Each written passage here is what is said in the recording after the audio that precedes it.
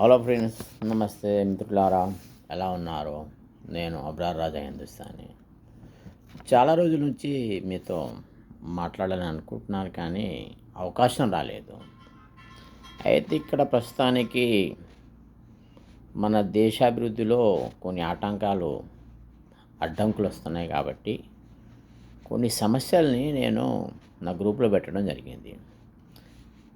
అదేంటంటే, మన దేశాన్ని అభివృద్ధి పథంలోకి ఎలా తీసుకెళ్ళాలి, మన సమస్యలు ఏంటి, అసలు దాని పరిష్కార మార్గాలు ఏంటి, దాని గురించి అన్వేషిస్తూ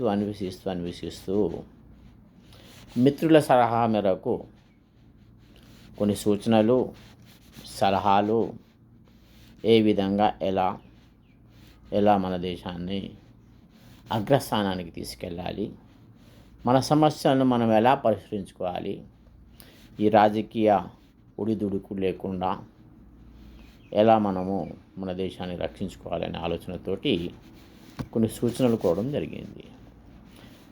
కొంతమేర సూచనలు అందాయి. దాదాపు 10 నుంచి 12 సూచనలు మరియు సలహాలు అందడం జరిగింది. అందులో ముఖ్యంగా ముస్లిం సోదరుల నుంచి ఉవ్వెత్తున కొన్ని సూచనలు, సలహాలు వచ్చాయి మిత్రులారా. ఎందుకంటే ముఖ్య సమస్య మన దేశానికి అగ్రస్థానంలో నిలిచి ఉందంటే గోవధ సమస్య. గోవును, ఆవును కొందరు ఆహారంగా తీసుకుంటున్నారు, కొందరు పరిరక్షించటానికి చూస్తున్నారు. కానీ మన ప్రభుత్వాలు ఏం చేస్తున్నాయంటే, గోడ మీద పిల్లి మాదిరిగా సమస్యను జటిలం చేస్తూ పోతున్నాయి, కానీ పరిష్కరించడం లేదు. అందుకని ఈ సూచనలు పెట్టడం ద్వారా కొందరు ముస్లిం సోదరులు, వారిని మనము అప్రిషియేట్ చేయాలి, ప్రశంసించాలి. వారు కొన్ని సూచనలు, సలహాలు ఇచ్చారు. అదేంటంటే, ఎందుకని గోవును జాతీయ పశువుగా గుర్తించరు?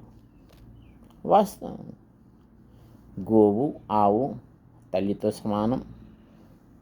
ప్రతి హిందువు సర్వతా పూజ్యతే పూజిస్తాడు. కాబట్టి దీన్ని, గోవును, ఆవును మనం జాతీయ పశువుగా గుర్తిస్తే, ఆమోదిస్తే దానిని ఎవరు ముట్టుకోరు. కాబట్టి మనం దాని కొరకు ఎందుకని ఉద్యమం తీసుకురావట్లేదు, ఎందుకని చట్టం తీసుకురావట్లేదు? అయితే సాధ్యమైనంత వరకు సూచనలు కొన్ని వచ్చాయి. అందులో గోవు మొదటిది ఈ వీడియో రూపకంలో మీ ముందు ఉంచుతున్నాను. దయచేసి ఒకసారి చూద్దాం. అయితే అందులో సూచనలో కొన్ని పాయింట్స్, ప్రస్తావన కొన్ని నేను రాసుకోవడం జరిగింది. అందులో మొదటిది అందరికీ తెలిసిన విషయమే, గోమాతను, గోవును జాతీయ పశువుగా కేంద్ర ప్రభుత్వం సూచించాలి. సాధ్యమైనంత వరకు ఈ సూచనలన్నీ మన కేంద్ర ప్రభుత్వం గురించే వచ్చాయి ముఖ్యంగా. అయితే జాతీయ పశువుగా గుర్తించటమే కాకుండా మన జాతీయ ప్రధాన సేవకుని మొదలు, మీకు అర్థమైపోయింది అనుకుంటాను ప్రధాన సేవకుడు ఎవరో. జాతీయ ప్రధాన సేవకునితో పాటు మంత్రిమండలి, పార్లమెంటు సభ్యులు, శాసనసభ్యులు, అంటే మంత్రులు, సంత్రులు, కార్యకర్తలు, వీళ్ళందరితో పాటు మన రాష్ట్రీయ స్వయం సేవక్ సంఘ్ కార్యకర్తలు కూడా, విశ్వ హిందూ పరిషత్ కార్యకర్తలు కూడా, బజరంగ దళ్ కార్యకర్తలు కూడా, దానితో పాటు హిందూ వాహిని కార్యకర్తలు కూడా, ముఖ్యంగా లాఠీలు, దండాలు, కత్తులు, కట్టాళ్ళు పట్టుకుని తిరుగుతున్న మన గోరక్షకులు ఎలా రక్షిస్తున్నారో మీకు కూడా తెలుసు. మాకు కూడా తెలుసు, అందరికీ పరిచయమే. వీళ్ళందరూ కూడా ఏం చేయాలంటే ఒక ఆవును, ఒక ఎద్దును తమ తమ కుటుంబాలతో పాటు కుటుంబ సభ్యుల మాదిరిగా దత్తత అంటే వాటి పరిరక్షణ బాధ్యతలు తీసుకోవాలి. ప్రతి ఒక్క కార్యకర్త బీజేపీ, ఆర్ఎస్ఎస్, బజరంగ్ దళ్, హిందూ వాహిని, గోరక్షక్ ప్రతి ఒక్కరు కూడా ఒక ఆవును, ఒక ఎద్దును తమ తమ ఇంట్లో స్థానం కల్పించి వాటి పోషణ, పరిరక్షణ బాధ్యతలు కూడా తీసుకోవాలి. ఒక వీరే కాదు, అందరూ కూడా తీసుకోవాలి. పేదవాడు కూడా తీసుకోవాలి, శ్రామికుడు కూడా తీసుకోవాలి, రైతు కూడా తీసుకోవాలి. అందులో హిందూ, ముస్లిం, క్రైస్తవుడు, సిక్కు ఇలాంటి తారతమ్య భేదాలు లేకుండా ప్రతి ఒక్కరు, ప్రతి పేదవాడు, ప్రతి మనిషి ఒక గోవును, ఒక ఎద్దును పరిరక్షించే బాధ్యత తీసుకోవాలి. అయితే ఇక్కడ పేదవాడికి ఎవరైతే పరిరక్షించాలనే భావన, ఉద్దేశం, ఆశయం ఉందో వారికి కేంద్ర ప్రభుత్వం ఏం చేయాలంటే 3 నుండి 4 వేలు రూపాయలు నెలసరి వేతనంగా అందించాలి. అందిస్తే ఈ పేదవాడు గోవును పరిరక్షించడమే కాకుండా వాటి పాలను ఆహారంగా వాడుకోవచ్చు, అమ్ముకొని జీవనోపాధి చేసుకోవచ్చు, పేడను కూడా సద్వినియోగం చేయవచ్చు. దానికి కూడా ఒక మంచి సూచన ఉంది. ఎందుకంటే మనం అంతా పట్లాడుకుంటున్నాం, కొట్టుకుంటున్నాం, చేస్తుంటున్నాం. ఏందది సమస్య? గ్యాస్ సమస్య. గ్యాస్ సిలిండర్లు షార్టేజ్. అయితే గ్యాస్ సిలిండర్ షార్టేజ్ మనకి ఎలా అవుతుందబ్బా? మనము ముఖ్యంగా అగ్రికల్చర్ కంట్రీ కాబట్టి, వ్యవసాయిక దేశం కాబట్టి మనకి సమస్య ఎలా వస్తుంది? మీకేమైనా ఆలోచన తట్టిందా? నాకైతే తట్టింది, మీకెంతవరకు తట్టిందో సరే ఆలోచించండి. ఒక్కసారి బ్రెయిన్కు పదును పెట్టండి.